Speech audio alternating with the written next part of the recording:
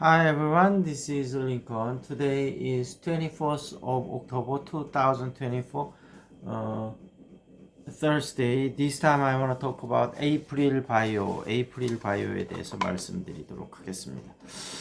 신약 후보 물질을 하는 기업이고 최근에 주가 흐름이 상당히 좋습니다. 그래서 지금 상장된 지는 좀 2년 조금 넘은 것 같은데 처음에 상장하고 조금 떨어졌다가 꾸준히 상승세를 유지하고 있고요.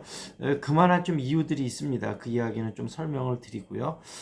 그 다음에 지금 3개월치 주가 흐름을 보면 역시 살짝 떨어졌다가 지금 꾸준히 올라가는 모습이고요. 오늘은 22,450원 좀 오르고 내리고 지금 좀 반복하고 있는 그런 상황입니다. 일단 에이프릴 바이오는 신약 후보 물질을 연구를 해서 이제 기술 수출을 하는 회사인데 벌써 1조 2천억 정도 기술 수출을 했습니다. 뭐 이게 이제 한 번에 받는 건 아니고 마일스톤으로 이제 조금씩 이제 받아 나가는데 그래서 이제 본격적으로 올해서부터 좀 흑자가 날 것으로 생각이 되고요. 그 다음에 부채 비율이 2.75%로 부채가 거의 없다시피 하고 지금 현금도 900억 이상 좀 보유를 하고 있다 이렇게 말씀드리도록 하겠습니다.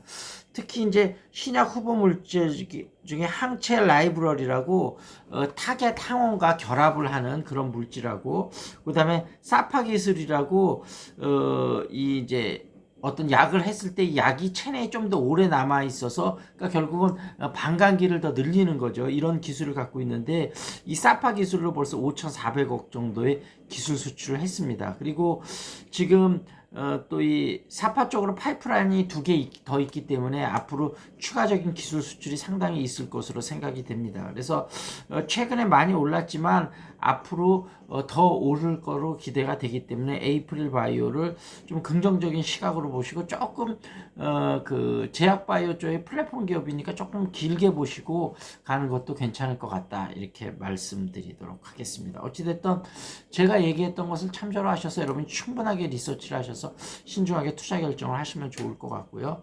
그 다음에 시사 이슈로 넘어가 보겠습니다. 일단은 지금 가장 핫한 뉴스가 대통령하고 그다음에 한동훈 대표하고 면담이 끝난 후에 후폭풍이 거세고 있는데 각자 좀 서로를 비난하면서 독자 세력 구축에 좀 나서는 모양새고 대통령은 그날 이제 사실은 그렇게 이제 이야기를 하고 그다음에 식사를 좀 저녁 끝나는 게 6시 반이었는데 식사를 대접하는 게 보통 관례인데 식사를 안 하고 추경호 원내대표를 들어서 만찬을 했다는 거예요. 그리고 어저께 다시 홍준표 대표를 만나고 그래서 한동훈 대표가 다음에 이제 김건희나 최상박 특강병이 나오면 방어를 할 수 없을지도 모릅니다. 이렇게 얘기하니까 대통령이 방어 못하면 할 수 없지 이렇게 나오는 게 나름대로 본인이 직접 당대표가 없이도 국회의원들을 좀 챙길 수 있다는 강한 자신감을 좀 표출을 했고요. 그래서 한동훈 대표는 그날 집으로 바로 간 다음에 다음날 이제 좀 가까운 의원들을 불러서 식사를 하고 그 다음서부터 한 목소리를 내고 있습니다. 지금 일단 그 의원들이 들어있는 카톡방에서 먼저 특별감찰관제들을 도입해야 된다 이런 이야기들을 강하게 이야기하면서 그날 이제 면담 때 한동훈 대표가 이제 공식 행사에 많이 물러나야 된다고 하니까 대통령이 그런 얘기를 했다는 거 아닙니까? 벌써 지금 많이 물러나 있는데 그리고 지쳤다 김건희 여사도 어떻게 더 이상 물러날 수 있겠냐 이런 이야기를 했다 그러는데 그러니까 시중에서 이런 농담들이 좀 돌고 있습니다. 아니 그러면 김건희 여사가 지쳤으면 국정은 누가 돌보나 이런 농담이 나오고 있는데 그렇다는 얘기는 실질적으로 국정에 많이 개입했던 거 아니냐 그러면서 지금 그 7명의 지금 사람 이름을 직접적으로 언급을 하지 않았습니까? 그래서 지금 용산 쪽에서도 뭐 비서실이나 이런 쪽에서 단체 성명을 준비한다 막 이런 이야기들이 나왔는데 뭐 용산에서는 사실 무근이다 하지만 그런 반발 기류는 대단한 것 같습니다. 그래서 그런 부분이 있었다는 이야기고 두 번째 소식은 이제 북한이 우크라이나전에 참전을 하는 걸로 거의 지금 이제 미국에서도 그렇게 공식적으로 발표를 했고, 그 다음에 우리나라 국정원에서도 그렇게 발표했었는데, 미국은 사실 이제 대선이 얼마 안 남았으니까 지금 요 이슈가 지금 중동 문제도 복잡한데 미국 대선에 민주당에 도움이 되진 않아서 인정을 빨리 안 하는 분위기였는데 지금은 결국은 인정을 할 수밖에 없는 그런 분위기가 됐고, 다만 이제 걱정스러운 부분이 지금 제3 국가가 이 사람으로서 직접 전쟁에 개입한 경우는 지금 요 러시아하고 우크라이나 전쟁이 아직은 없었거든요. 그럼 우크라이나에서도 강하게 요구를 할 거 아닙니까? 우리도 도와줄 원군이 필요하다. 이랬을 때 미국이나 유럽에는 또 어떻게 대응할 건가. 그리고 미국은 우리나라에서도 좀 더 무기를 지원하기 위해서 여러 가지 압박이 좀 있을 것 같고요. 그래서